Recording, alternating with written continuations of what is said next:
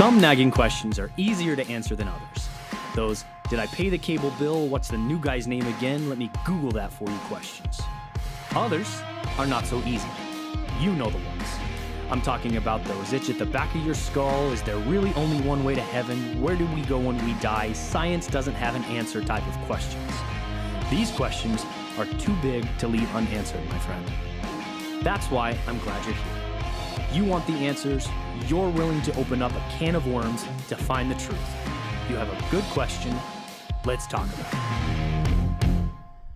Hello, Wildwood. My name's Steve Harris, lead pastor at Wildwood Church of God, and it's time for Question of the Week. And I'm joined by Cody Watts, pastor of student ministries here at Wildwood.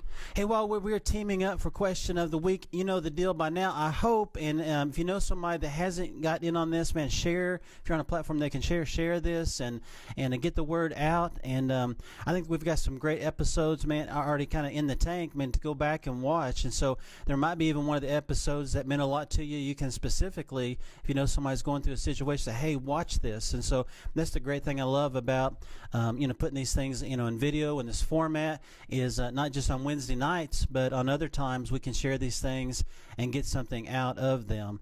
And so that's a good thing. Sure. What's this week's question, Pastor Cody? Why is it important to have a mentor? And that's an important question. Yeah, I love it. I mean, I think back in my own life, I've had just so many people that I don't know if they would ever say, hey, I'm your mentor, kind of a thing. But then they definitely were. Yeah. And, it's not just been for me one person. It's been a lot of different people at different times. And I still feel like I have people that, I guess, going along, I would just call them, some really great friends that knew more than I did. Yeah. But, now I thought about it a little bit more, man, they were more than that. They were mentors. Absolutely. And sometimes that meant friendships, and sometimes it was people. Like there's been people in my life I think about, when I was just growing up at the church and in the youth group, Gary Graves, the youth pastor, was a mentor. Yeah. And so it was kind of like on purpose. He thought about like, hey, how can I help, Steve and those students out? And so I remember going over to his house and having Bible studies and just he had food, there's something to drink in the fridge, some L8 and all that kind of stuff. And, that was that. I think a little bit later on when I graduated, Terry Jackson, he was the worship leader at the church. But also, he got me involved in ministry. I remember him saying, hey, you want to sing in the choir? And I was like, well, I can't sing. Is that a problem? It's not a problem. We just need some people. So he put me up between two people that could sing. I never heard myself sing. I don't know if I was good or not. That's a good mentor right there. Put you between people who can sing. Yeah. So I sounded like in stereo. I'm awesome. But, man, it was good to be a part of something. Yeah. But then I took piano lessons from him. And so there was some structure there. But it went beyond that. He started like giving me books to read. I think he gave me books to read like F.G. Smith, What the Bible Teaches, Mere Christianity by C.S. Lewis. And then just crazy, I thought at the time, he said, hey, would you want to teach my Sunday school class sometime? Yeah. And at that time, I'm like, man, me? That's definitely not qualified for that. It's beyond me. But he said, well, we'll get a lesson together and I'll help you. And again, looking back at that, I mean, there had to be, so many more people in the church that were way more qualified. Yeah. But again, I don't think that was a point looking back. I think he was kind of, mentoring me and on purpose. And so he gave me a chance. I can remember that first time teaching. Man, it was one of those music stands because it was in the choir room. His class was. And I grabbed hold of that music stand. And I was just shaking to death. And then, but the people were so gracious, man. They, walked out. They would have, I felt like that was the greatest lesson ever taught. Yeah. It wasn't, I'm sure. Can't even remember what I taught on. But and then later on, it was like, back in the day, it was like the sanctuary class. And that was just like, oh, my gosh. That was like top level. Yeah, big deal. And so I got to teach that. And that was funny on that one. I would teach, the class occasionally. And then there was an older lady in the church, because it was mostly older people in the sanctuary class.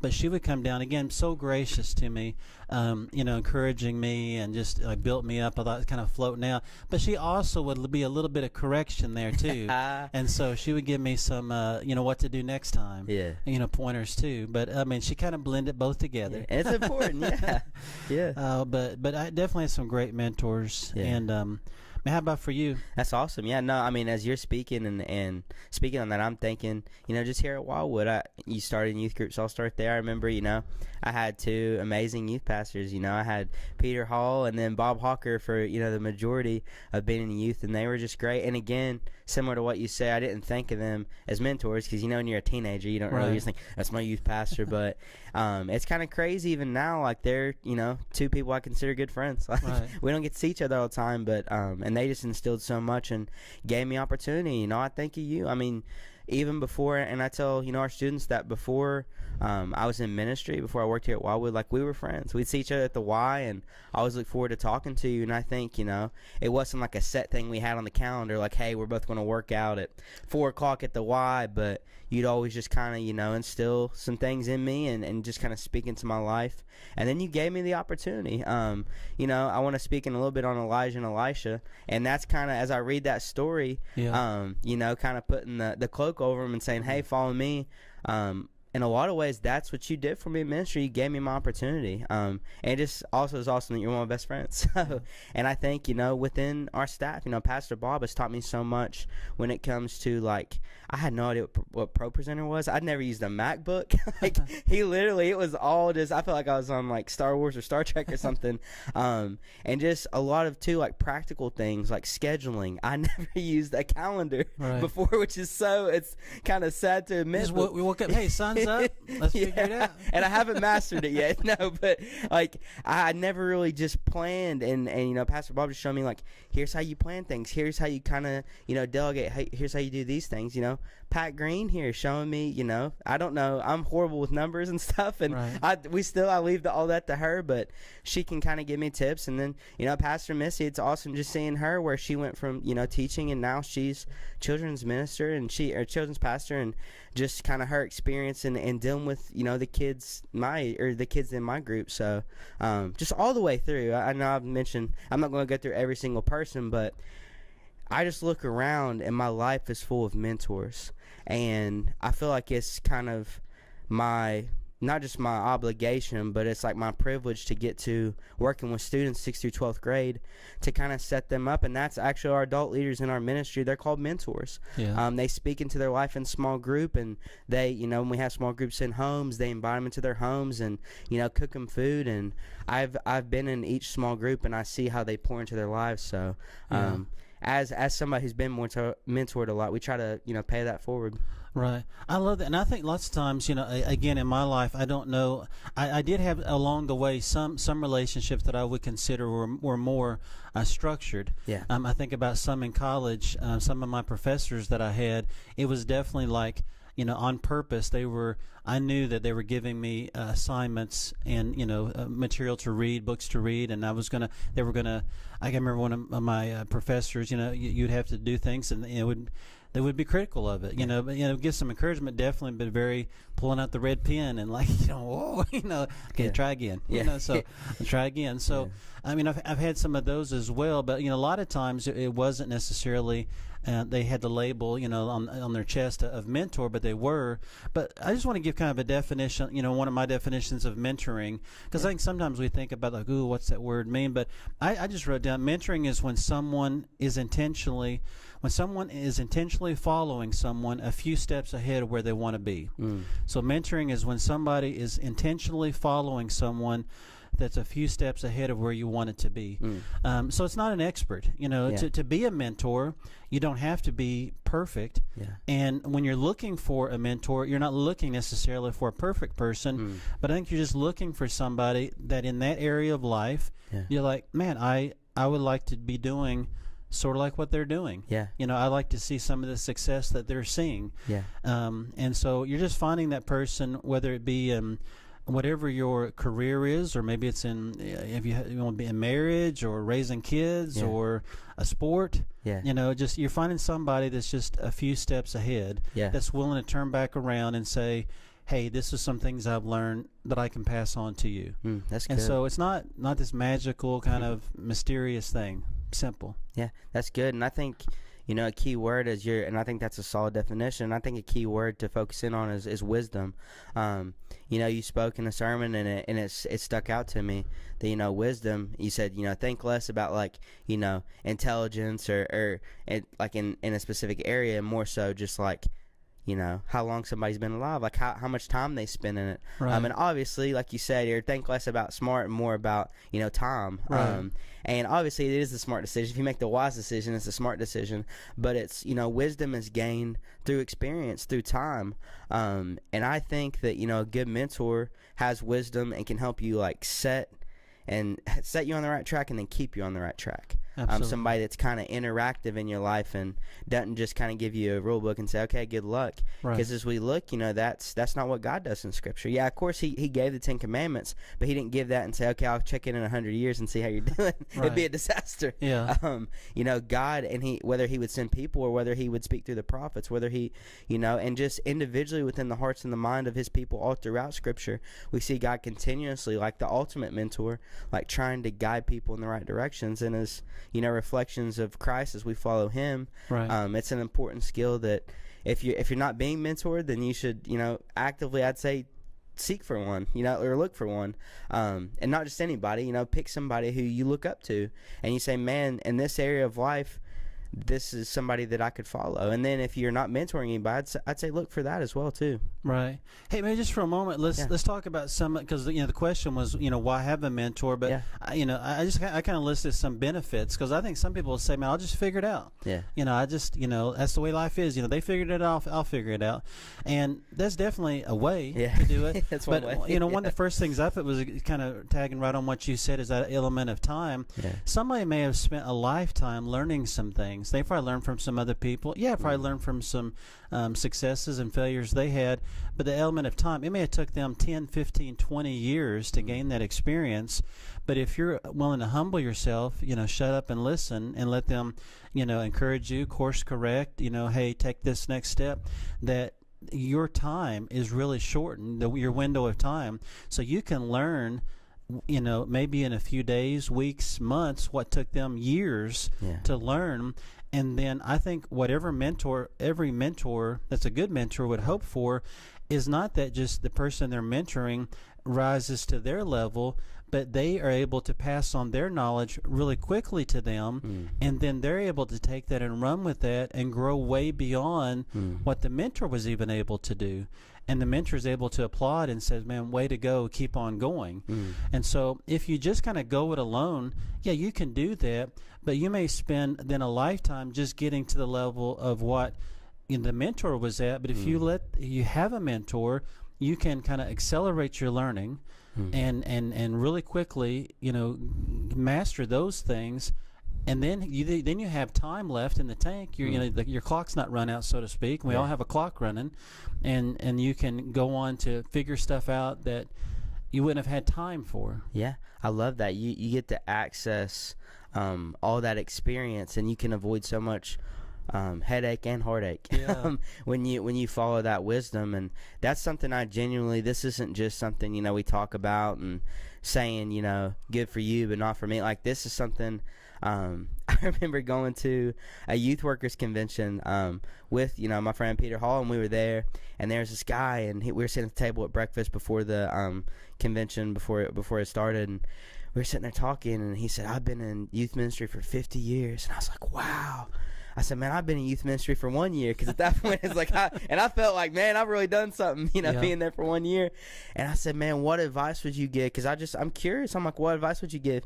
He said, how long have you been in there? I said, 1 year. He said, try to make it another year. I was like, that's good advice. And it was so, I was waiting for this sage, and it was sage advice, but I was waiting for like this big eye opening. And he's like, how about you just, and basically I think what he was trying, I might be diving too deep into it. He might have just been, making a joke, but I think he's just saying, take it day by day. And that's what I would say. Like, you're going to have mentors, but also just anyone, maybe you don't have a long time of interaction with them, as much as you can, man, ask people advice. I love when we have marriage nights here at Wildwood. Obviously, me and Tay are still, young in marriage, and I love being able to speak to couples when they say, we've been together 5, 10, 20, 30, 40. It's like, man, that's an incredible thing. Like, what advice could you give us? Right. And I think that's, another thing that mentors can give is not only can they give you speed, they can increase your speed of learning and mastering a thing, but they can suggest those next steps. Yeah. And I think a lot of people in life, they just get stuck somewhere along the way. We've all heard, like in sports, man, that person has such great potential. And some people never, fulfill that potential. You know, because somewhere along they just get stuck. You know, and like in sports, it's, you know, we call them coaches, maybe not mentors, but you know, why do these pro athletes, you know, college athletes, you know, why in the world would they have a coach for? I mean, when they've been, most of them, playing it since they were a little kid, and you know, we think at some point they just got it figured out, but no, they understand. No, if I'm going to reach my full potential, I need somebody that's outside of me. Because sometimes, you know, when you're just in it, you can't see it. But somebody that's outside of it can just recognize, like when they're watching you take your shot or kick the ball or whatever your sport is, say, hey, man, I see it so clearly. And so I think that's the way, in marriage, sometimes, you know, when you're just in it, you're like, it's lost on you. What's just obvious to somebody from the outside is saying, you know, hey, if they just asked me, I could tell them, you know, quit doing that. Absolutely. So I think that's just good. Sometimes that next step. And sometimes that's all we need in life. You don't have to have the whole roadmap. God's got the whole roadmap. Amen. You know, but I just need a mentor, a coach, whatever word you want to use, that can tell me, okay, I feel stuck here. You know, I don't know what to do. Just give me one thing. What's my next step? And that's huge. And I would say, you know, that's important. Obviously, if you're in a season of your life where it's like, it's crucial, I have to know this next step. But in reality, we need that mentor throughout life. It needs to be kind of a continuous, and I'm thankful. Like I said, you know, obviously, you're my lead pastor here at Wildwood, but you've been a mentor. You never stopped being a mentor to me. Like, even to this day, like, I still am able to go to you and look and say, hey, you know, what do you think about this, brother? Like, what do you, and I'm that person that probably almost drives, like, I'll call my family, like, I probably ask too many people, like, I call like 3 or 4 people and be like, hey, what do you think, let me think on it, because I just, when I trust somebody and know they have wisdom, I'm like, I want it. I want to know. No, I don't think you're bugging. I mean, I think that's wise. I think, you know, because it takes humility, you know, to say, hey, I don't know it all. You know, I think sometimes people, they have such a desire, some people, to want to impress others, that they miss out on, you know, some opportunities just to say, hey, I'm not for sure, I don't know. You know, and to me, that's much more impressive, you know. So I think, you know, speed, you know, why should you have a mentor? Speed. They can speed up the whole process. They can suggest next steps. I think too, a mentor can just be in your corner encouraging you. Life's going to get hard, and somewhere along the way, how many people have started fill in the blank, playing piano, playing the guitar, trying basketball, you know, whatever, being in ministry, and then it just gets hard, and they quit, right? And so, you know, you look at the people who go the distance and master the instrument they play, the sport they play, their profession, go the distance in marriage, raising, you know, all those things. Somewhere along the line, I guarantee you, they felt like quitting. You know, this is just hard.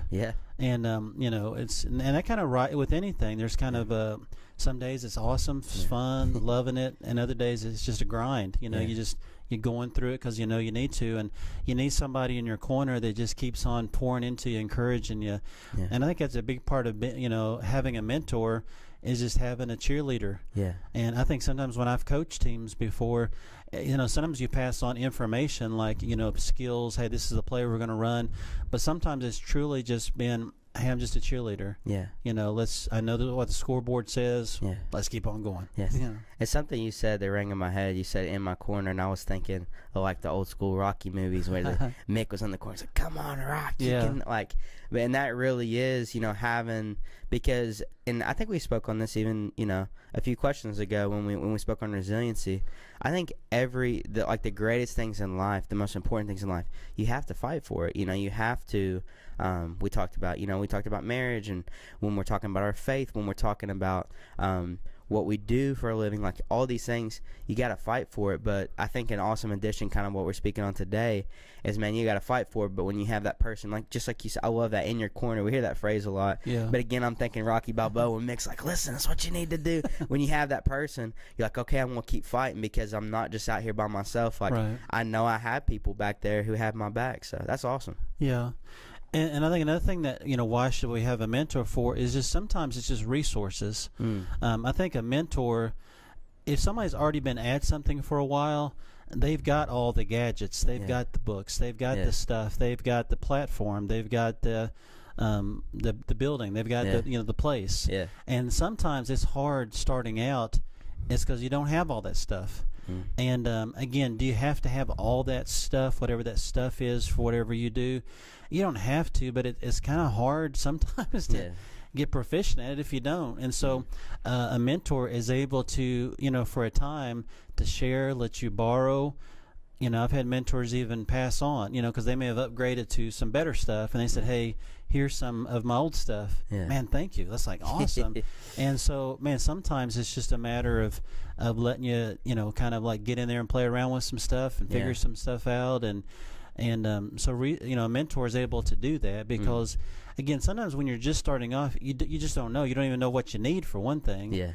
And so sometimes I think it's physical stuff, literally. It could be books, sometimes it could even be like Terry did for me. Hey, I'm giving you access to my class, because, we can talk about teaching, read books on teaching, but hey, next Sunday you're going to teach a class. Like, what? And so there's nothing like, time to just get in there and doing it. And so again, he gave me that, access. And I love, those opportunities, because again, those were opportunities, from you and from other people in my life, like having the opportunity and getting to kind of, I've had students before where I'm like, hey, listen, just write out whether they're going to share a 2-minute devotional. I've had students that have given entire sermons and they did amazing. Right. But I'm like, hey, I'll tell you what, just write it, bring it to me, we'll read it together.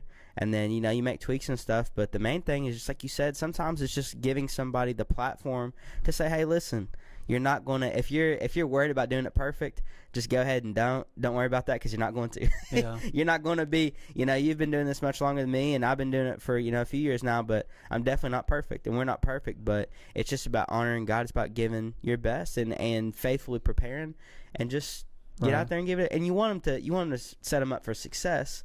And if you see something like, oh, that's not going to work, then obviously, kind of edit that in the editing room before it, but also get out there and be like, hey, listen, I believe, and don't just say it. Don't just say, hey, I believe in you. Be like, oh, I think they're going to fail. Like, genuinely get them to the place and give them the opportunity. And then when you believe, say, encourage them. Say, I believe in you. Just get out there and try. And I think, and then that's the last thing I put down, is that evaluation. A mentor can be honest with you. Give you that right, wrong, could be better. And that's what you're saying. With the student is like on the front end, some evaluation. Hey, write it up. Let me read it. And you can like say, hey, no, that's not good. Don't do that. Or you could be like, I don't know. Go for it. Try it. See what happens. But then after the fact, I love that, kind of like, just like, again, a great team does. If you play, there's the, there's the workouts, the practices during the week as you're preparing for the team. There's the end game kind of like adjustments have to be made. But most good coaches at some point, they won't dwell on it because it is the past. But at some point, most good coaches, point out something from the previous week's game. Like, guys, come on. Good, bad, and ugly. And I think that's that way in almost all of life. Like, there's people that just kind of look on from the outside, and they'll see us going down in flames and just pick the category. But we need some people in our lives that we've kind of let in, and you do have to let them in. Because most people feel like it'd be almost rude or something to say. But if you let those people into your life, a lot of times from the outside they can give you some of that course correction and say, I'm just noticing some things, And I guess one of the hardest parts on both sides of being a mentor is finding that balance of, because you want to, I think, heavy on the encouragement, but also you do have to sometimes say things that probably they're not going to want to hear. It's really tough to hear, because I know sometimes I thought I've knocked it out of the park. It was like best ever. And then that's not the feedback I got. And so sometimes it's hard to from hear. my sermon that no, it's like, but necessary. And I think on the mentee again, it's hard because you just want to hear good. But some of the best mentors I've had, have pointed out, like, try it this way. Do it this way. And it's crucial too that you realize that they're on your team, and and when you come from that mindset, like, I know, anybody on our staff, like, if I get advice from, any pastor, I'm like, okay, I know we're on the same team, and I know it goes the same way vice versa. But I can remember, like, when one of the first times I was preaching in main service, and even in between services, and there's not, a ton of time, but I'll get a text or a suggestion, or, you'd be like, okay, get on this, try this. I was like, that's good. And I'm Right. like, I'm going to do it kind of. And it's weird because going from, playing sports and stuff growing up, and then, now in ministry, two different things, but you still need that. You need that mentor. You need that coach. You need that person that says, listen, like you said from the outside that, and you know what I mean? You've served faithfully for years, and you're able to say, listen, this is good. Try to tweak this, try to do this, and then that's how we improve it. I was thinking as you were saying it, I remember when I was an intern with Pastor Bob Hawker before I was youth pastor, and one of the first sermons I gave, I think I did really well, and he's like, oh man, that was good, it was good, it was interactive. And then one of the next ones, I didn't prepare for it, the way I felt like I should have, and I got up there, and the whole night, so I gave the sermon, and the whole night, I'm just thinking, oh no, I'm like dreading, because I'm like, I'm going to have to talk to him about this, like it's going to go, and I'm thinking he's just going to be like, man, that was so bad, you need to quit ministry, like all this stuff. He didn't say any of that, he encouraged me, but the next day I was like, hey, listen, I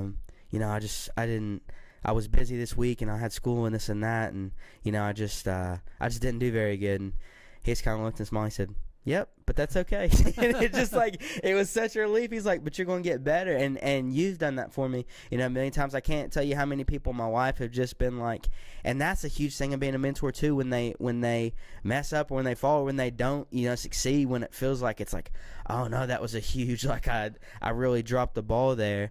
The mentor's there to not just, it's constructive criticism, but also it's just like, hey, it's okay. And, Right. and you've done that for me 50,000 times where you've been like, hey, that's okay. Yeah. Just keep trying. Just keep, so. Yeah, and I put one of my quotes, and I came across this years ago, I think when I was in college, and I was kind of stuck with me, Dr. Howard Hendricks. And he's passed away now, but incredible professor down at Dallas Theological Seminary, and written a lot of great books and stuff, and he's got some stuff online if you want to check him out. Yeah. And even though it's a little bit dated, it's still it's timeless, some of the stuff he's got. But Dr. Howard Hendricks, he said this, he was talking to a professor that he had, and that was always reading books and stuff. And this guy, he said, was older, and he thought, man, this guy surely by now his age, he knows everything, kind of. But he's still like just reading and grinding.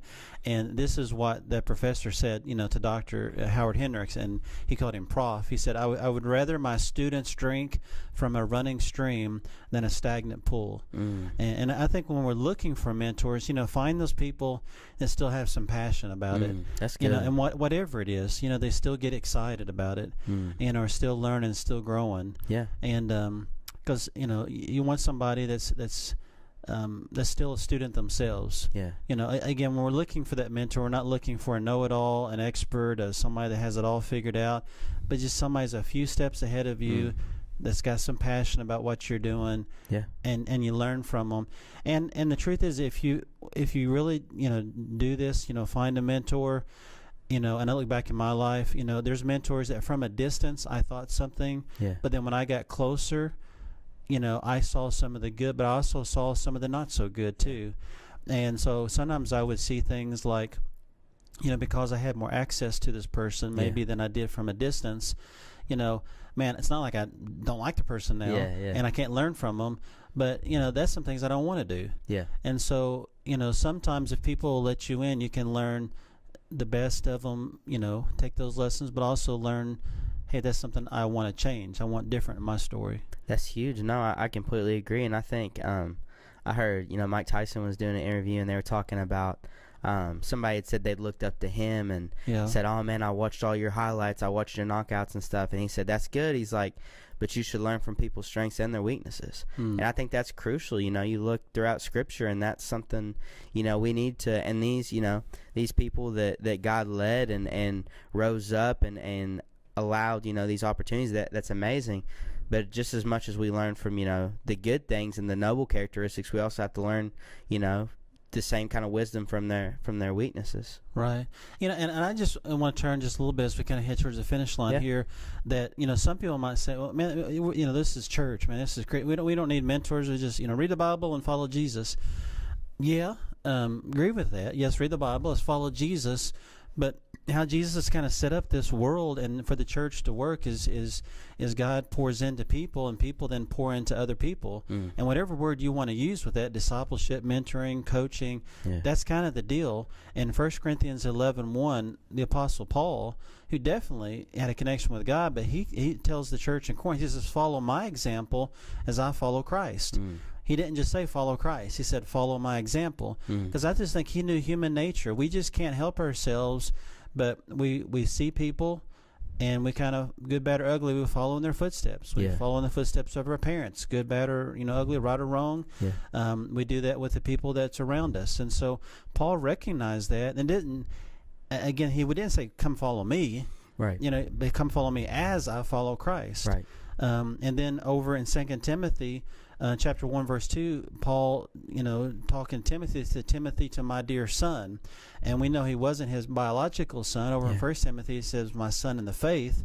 But he had that kind of relationship with him. Again, call that what you want to, mentoring, coaching, discipleship. But he understood that Timothy was following his lead. He saw him as a father figure, even though he had an earthly father. Who's a father in the faith. And then in 2 Timothy 1:13 it says, what you have heard from me, Paul talking to Timothy, keep as a pattern of sound teaching with faith and love in Christ Jesus. So again, Paul's recognizing, hey, I've set a pattern for Timothy to follow, and he's telling Timothy, hey, remember how I did stuff, just do what I did. And then he even goes on beyond that in verse 2 of 2 Timothy chapter 2. He says, you then, my son, be strong in the grace that's in Christ Jesus, and the things you've heard me say in the presence of many witnesses, and trust to reliable people who will also be qualified to teach others, also. So now he's taking it a step further. He says, okay, hey, I've mentored you. I want you to find some people to mentor, but make it clear to them they need to turn around and mentor some other people. So it's just like this thing that goes on and on and on and on. And that's really the Great Commission. Matthew over in 28, he says, hey, the things you've heard me teach others also. That was Jesus talking to the disciples. And so really the whole deal of Christianity, like the word, is mentoring.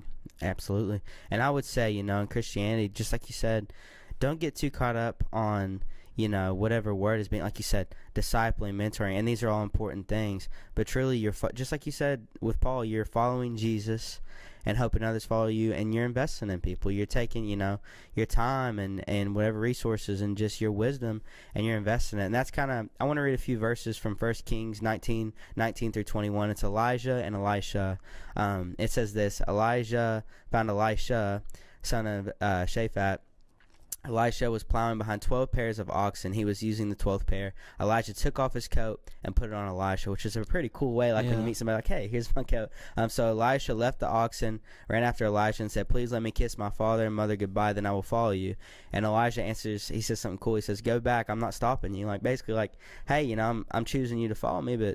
And then it says Elisha left him, took 2 oxen and butchered them. He boiled the meat, using the oxen's yoke for firewood. He gave them meat for the people to eat. Then he left to follow and assist Elijah.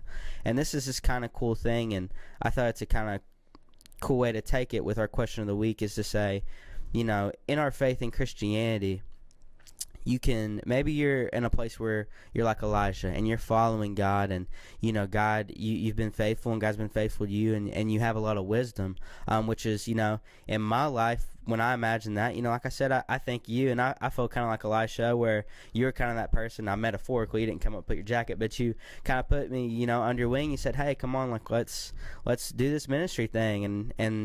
And I love the thing here. He doesn't say, hey, you have to leave right now. He says, listen, go back and, take your time, I'm not stopping you. But then Elisha, and this is what I would say, if you're somebody that's like, well, I'm not, mature in the faith, or I haven't been a Christian for a long time, or I don't really know what that looks like. Well, then maybe you're more in Elisha's shoes, where you're looking for somebody to say, hey, man, I will follow you. Find that strong Christian, that person with strong faith that is following the Lord and has good habits and has good, structural, sound faith.